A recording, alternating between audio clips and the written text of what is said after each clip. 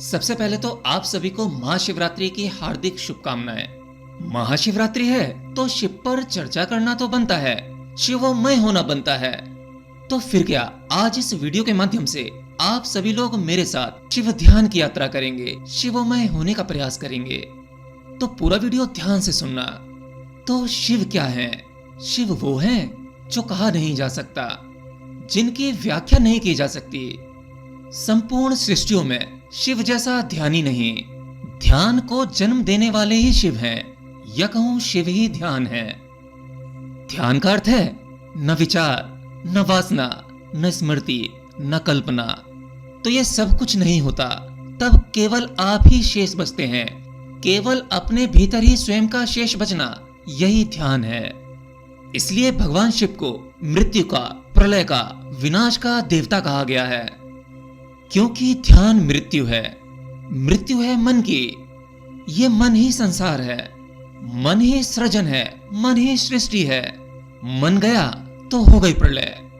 ये मत सोचना कि एक दिन ऐसा आएगा जब प्रलय हो जाएगी। भौतिक प्रलय तो पल पल घट ही रही है, लेकिन जो महाप्रलय है, जो व्यक्ति गहरे ध्यान में उतर गया, समझो उसकी प्रलय हो गई। अर्थात जो भी ध्यान में उतरता है, उसके भीतर शिव का पदार्पण हो जाता है।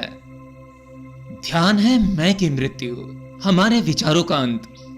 जब अपने भीतर केवल शुद्ध चैतन्य रह जाए, वहां कोई प्रतिबिंब ना बने, यही यात्रा है ध्यान की।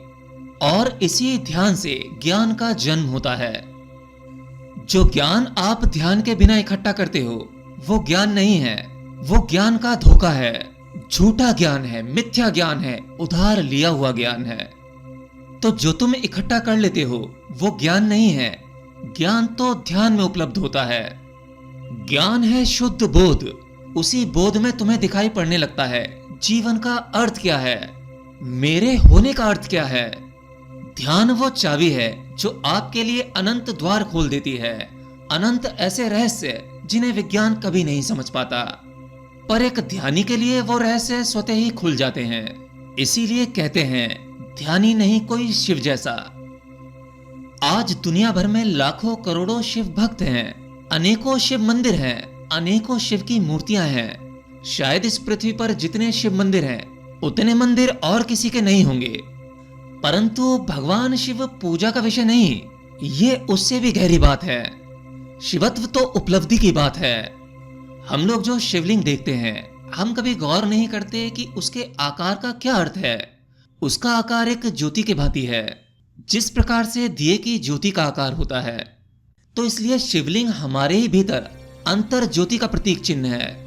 जब हमारे भीतर का वो ज्ञान का दिया जल जाता है, तो ऐसी ही ज्योति प्रकट होती है। जब हमारे भीतर की वो ज्योति आकार लेना शुरू करती है, बढ़ती जाती है, तब हमारे आसपास एक शक्ति का घेरा बन जाता है। और वो एनर्जी फील्ड भी अंडाकार होता है, अर्थात उस शिवलिंग जैसा ही होता है।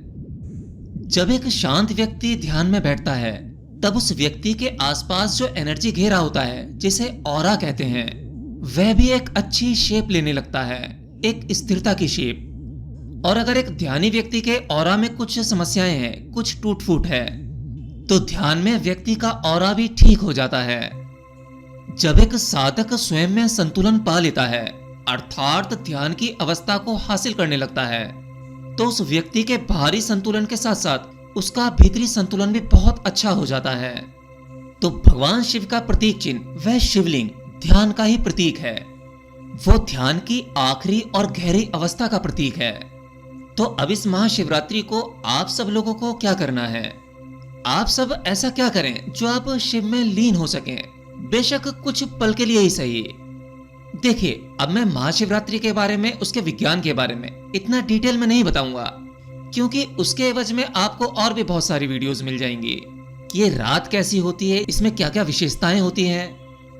मैं तो केवल यह बता सकता हूं कि शिव के निकट होने के लिए आपको क्या करना चाहिए। तो इसे समझते हैं। देखिए, करने से तो संसार की वस्तुएं मिलती हैं, संसार मिलता है। शिव तो पहले ही अपने भीतर हैं। वहां कुछ करने जैसा नहीं है, केवल समर्पण मात्र ही काफी है। अगर आपके घर में शिवलिंग है या भगवान शिव की प्रतिमा है, तो जितने भी शिव भक्त मेरी वीडियो देख रहे होंगे, एक बात तो तय है, आज उनका व्रत होगा। अगर आपका व्रत है अर्थात फास्टिंग, तो आपने शरीर शुद्धि की क्रिया तो शुरू कर दी, क्योंकि जब हम व्रत रखते हैं तो व्रत वाले दिन हमने अपने शरीर को छुट्टी दे दी, उसको आराम दे दिया। जब हम कुछ खाएंगे ही नहीं तो हमारे शरीर के भीतर जितने भी ऑर्गन्स हैं जो फंक्शन करते हैं, उस भोजन को डाइजेस्ट करने के लिए, उसे पचाने के लिए वो रेस्ट मोड पर चले जाते हैं, क्योंकि भीतर कुछ डाला ही नहीं, शरीर को छुट्टी दे दी। तो जब शरीर के पास करने के लिए कुछ नहीं है, अर्थात हमारे शरीर के भीतर जितने भी ऑर्गन्स हैं जो खाना खाने के बाद या पानी पीने के बाद अपना फंक्शन करने लगते हैं, जब उनके पास ये सब कुछ करने के लिए नहीं है तो आप अपनी ऊर्जा को स्टोर कर पाते हैं। और वो ऊर्जा जब शरीर में नहीं लगती तब वह ऊर्जा ट्रांसफॉर्म हो जाती है ध्यान में, अर्थात आपको ध्यान करने में आसानी होती है। तो जो अगर आपके पास में शिवलिंग है तो आप शिवलिंग को देखें, उसे ज्योतिर्मय रूप में देखें और उसे देखते देखते ध्यान करें, पूरा फोकस। जैसे त्राटक होता है, त्राटक की ही तरह शिवलिंग को ही देखते रहें। जब आप शिवलिंग को ध्यान पूर्वक देखेंगे और उस पर ध्यान की शक्ति लगाएंगे, पूर्ण समर्पण होगा, तब आपके आसपास जो भी कुछ चल रहा है वह आपके लिए नहीं चलेगा, वो सब कुछ आपके लिए ब्लर हो जाएगा, केवल शेष शिवलिंग ही रह जाएगा। अब अगर ऐसे में आपके मन में कुछ विचार आ रहे हैं तो उनसे लड़ने की आवश्यकता नहीं है, उन्हें आने दो। केवल अपना फोकस, अपना ध्यान शिवलिंग पर रखो। 5 मिनट बाद आंखें बंद कर लो।